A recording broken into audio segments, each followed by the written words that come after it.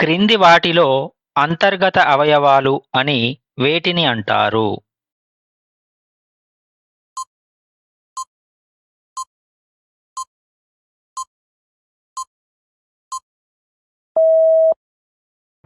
మెదడు, గుండె, ఊపిరితిత్తులు, కాలేయం, మూత్రపిండాలు. శరీరం లోపల ఉండి మనం నేరుగా చూడలేని అవయవాలను అంతర్గత అవయవాలు అని అంటారు. మెదడు, గుండె, ఊపిరితిత్తులు, కాలేయం, మూత్రపిండాలు మొదలైనవి అంతర్గత అవయవాలు. చర్మం అనేది మాత్రం మన కంటికి కనిపించేటటువంటి బాహ్య అవయవం. ఒక పనిని నిర్వర్తించడానికి కొన్ని అవయవాలు కలిసి పనిచేయడాన్ని ఏమంటారు?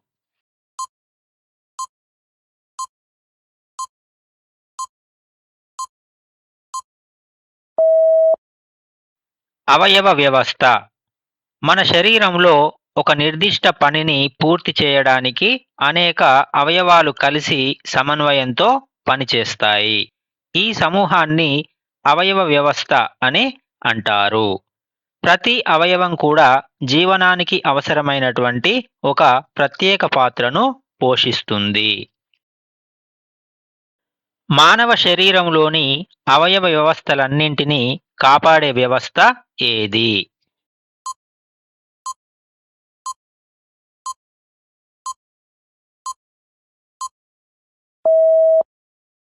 అస్థిపంజర వ్యవస్థ. అస్థిపంజర వ్యవస్థ శరీరానికి దృఢమైనటువంటి నిర్మాణాన్ని అందించి అన్ని అంతర్గత అవయవాలను రక్షిస్తుంది. ఇది గుండె, ఊపిరితిత్తులు, మెదడు వంటి ముఖ్య అవయవాలను ఒక కవచములా కాపాడుతుంది. ఈ వ్యవస్థ శరీరాన్ని నిలబెట్టడంలో కూడా కీలకమైన పాత్రను పోషిస్తుంది. పెద్దవారిలో ఉండే ఎముకల సంఖ్య ఎంత?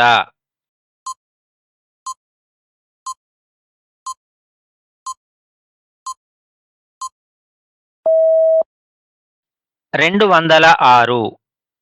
పెద్దవారి శరీరంలో మొత్తం 206 ఎముకలుంటాయి. ఇవి అస్థిపంజర వ్యవస్థలో భాగమై శరీరానికి ఆకారం మరియు బలాన్ని ఇస్తాయి. అంతర్గత అవయవాలను కాపాడుతూ కదలికలకు సహాయపడతాయి.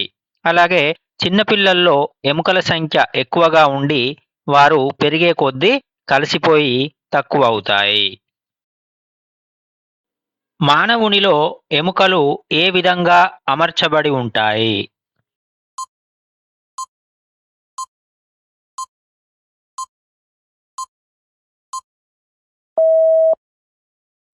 ఒక చట్రంలా.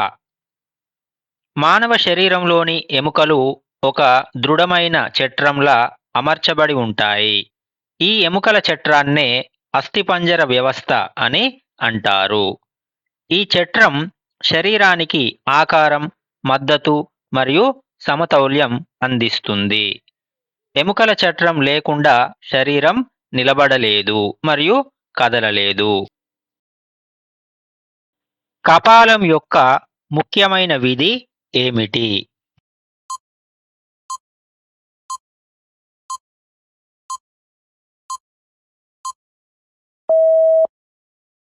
మెదడును రక్షిస్తుంది. కపాలం అంటే పుర్రె ఎముకలతో ఏర్పడి మెదడును బలంగా కాపాడుతుంది. ఇది తల ఆకారాన్ని ఇస్తూ మెదడును గాయాల నుండి రక్షిస్తుంది.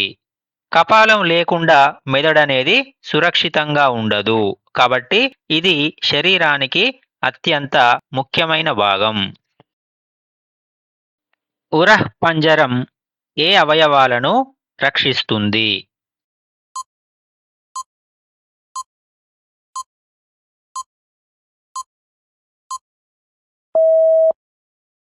ఊపిరితిత్తులు మరియు గుండె. ఉరఃపంజరం అంటే పక్కటెముకల వ్యవస్థ అనేది ఛాతీ భాగంలో ఉండే బలమైన ఎముకల చట్రం.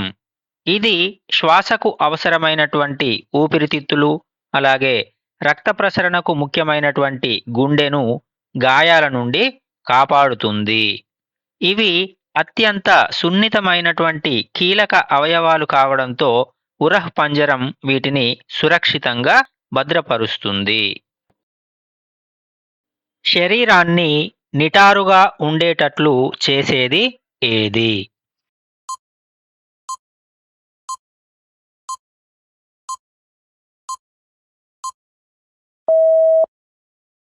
వెన్నెముక. వెన్నెముక శరీరానికి ప్రధాన ఆధారంగా పనిచేస్తుంది.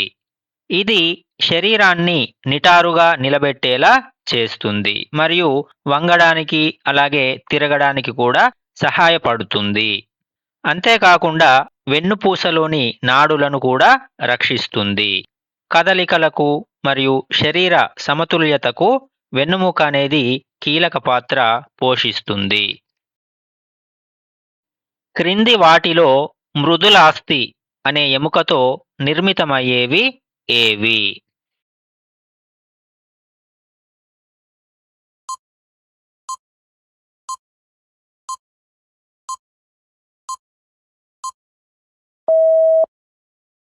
బాహ్య చెవి మరియు ముక్కు చివరి భాగం. మృదులాస్థి ఎముక కఠినంగా కాకుండా మెత్తగా ఉండి వంపులు తిరిగే మరియు మృదువైనటువంటి నిర్మాణం.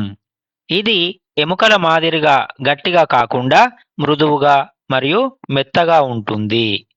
బాహ్య చెవి ఆకారం నిలవడానికి మరియు ముక్కు చివరి భాగం సౌలభ్యంగా కదలడానికి ఇదే ఆధారం.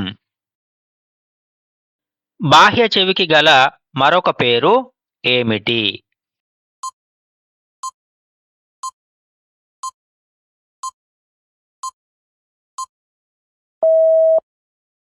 పిన్నా. బాహ్య చెవిని పిన్నా అంటే కర్ణిక అని లేదా ఆరికల్ అని కూడా అంటారు. ఇది మృదులాస్థితో నిర్మితమై ధ్వని తరంగాలను సేకరించి చెవి లోపలికి పంపే చెవి యొక్క బాహ్య భాగం. శబ్ద దిశను గుర్తించడంలో కూడా దీనికి ప్రత్యేకమైన పాత్ర ఉంటుంది. అస్థిపంజర వ్యవస్థ యొక్క ముఖ్యమైన విధి ఏమిటి?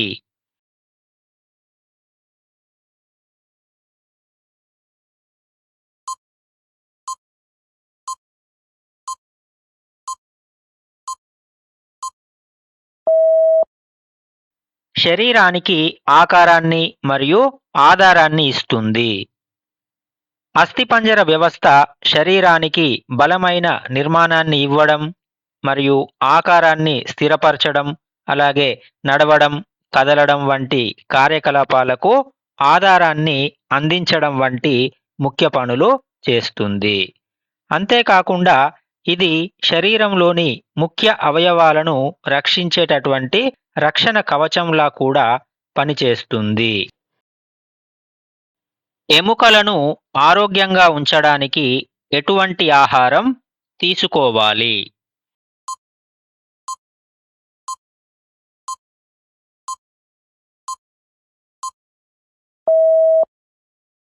పైవన్యు. ఎముకలు బలంగా మరియు ఆరోగ్యంగా ఉండేందుకు కాల్షియం మరియు విటమిన్ డి వంటి పోషకాలు అవసరం. పాలు, వెన్న, గుడ్లు వంటి ఆహార పదార్థాలు ఈ పోషకాలను అందిస్తాయి. ఇవి ఎముకలను బలంగా ఉంచడంలో మరియు పెరుగుదలకు సహాయపడడంలో ముఖ్య పాత్రను పోషిస్తాయి. జీర్ణక్రియ అంటే ఏమిటి?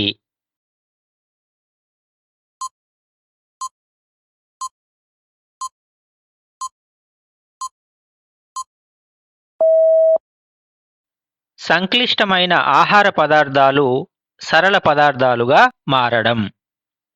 జీర్ణక్రియ అనేది శరీరానికి అవసరమైనటువంటి పోషకాలు అందించడానికి జరిగేటటువంటి ప్రక్రియ. ఇందులో సంక్లిష్టమైన ఆహార పదార్థాలు జీర్ణరసాల సహాయంతో సరళ పదార్థాలుగా మారుతాయి. ఈ పదార్థాలు రక్తంలో కలిసి శరీరానికి కావలసినటువంటి శక్తి మరియు పోషకాలను అందిస్తాయి.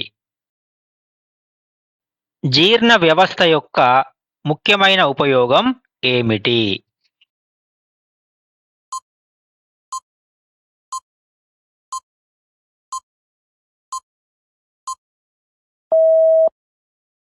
ఆహారం నుండి పోషకాలను గ్రహిస్తుంది. జీర్ణ వ్యవస్థ ప్రధానంగా ఆహారాన్ని జీర్ణరసాల సహాయంతో సరళ పదార్థాలుగా మార్చి వాటిని రక్తంలోకి శోషిస్తుంది. ఈ పోషకాలు శరీరానికి శక్తి, శరీర పెరుగుదల, అవయవాల పని సక్రమంగా సాగడానికి ఎంతో అవసరమైనవి. కాబట్టి జీర్ణ వ్యవస్థ అనేది జీవనానికి అత్యంత ముఖ్యమైనది. చిన్న పేగు యొక్క పొడవు ఎంత?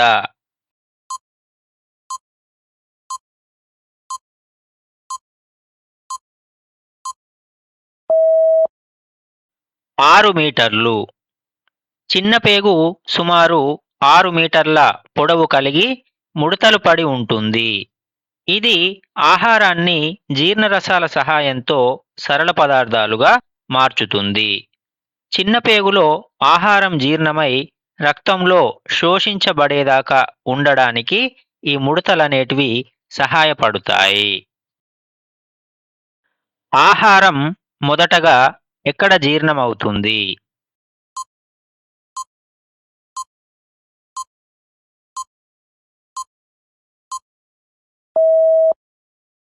నోటిలో. ఆహారం జీర్ణక్రియ అనేది మొదటగా నోటిలో ప్రారంభమవుతుంది. మనం తినే ఆహారంలో మొదట సగం నోటిలోనే జీర్ణమవుతుంది. అంటే పళ్ళు ఆహారాన్ని నమిలి మెత్తగా చేస్తాయి. అలాగే లాలాజలంలో ఉండే ఎంజైములు అనేటటువంటివి కార్బోహైడ్రేట్లను సరళ పదార్థాలుగా మార్చడం మొదలు పెడతాయి. దీనివల్ల జీర్ణక్రియకు నోరు మొదటి స్థానం అవుతుంది. ఆహార వాహిక యొక్క ప్రధాన విధి ఏమిటి?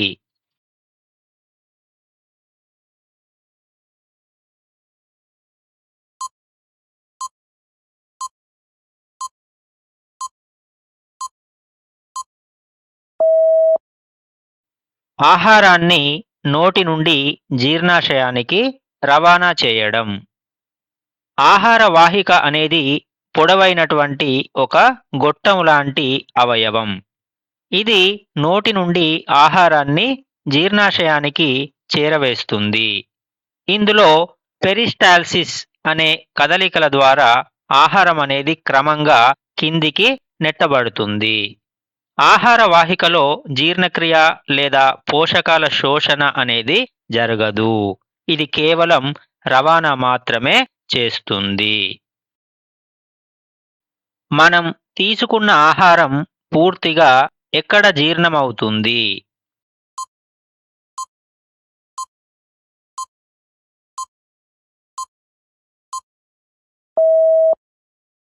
చిన్న పేగులో.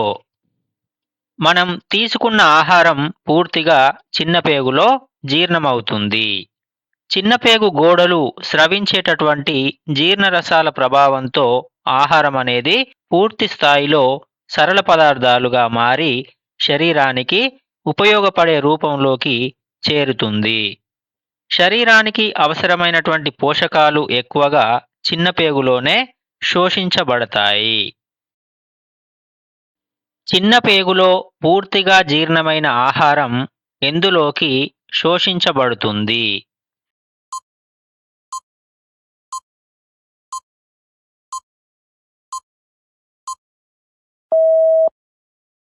రక్తంలోనికి.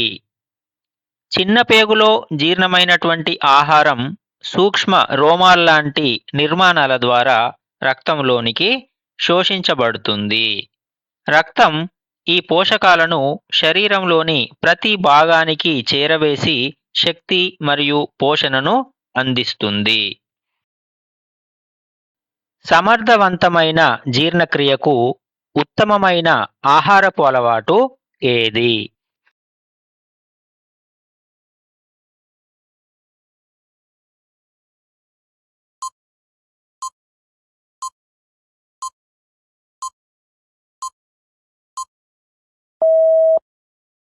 ఆహారాన్ని నెమ్మదిగా తినడం మరియు బాగా నమలడం. జీర్ణక్రియ సక్రమంగా మరియు సమర్థవంతంగా జరగాలంటే ఆహారాన్ని నెమ్మదిగా తినడం మరియు బాగా నమలడం చాలా ముఖ్యం. దీనివల్ల లాలాజలం అనేది ఆహారంతో బాగా కలిసిపోయి జీర్ణక్రియకు సహాయపడుతుంది. ఈ అలవాటు జీర్ణక్రియను మెరుగుపరిచి ఆరోగ్యాన్ని కాపాడుతుంది. త్వరగా తినడం లేదా ఎక్కువగా నీరు తాగడం జీర్ణక్రియను మందగింపజేస్తాయి.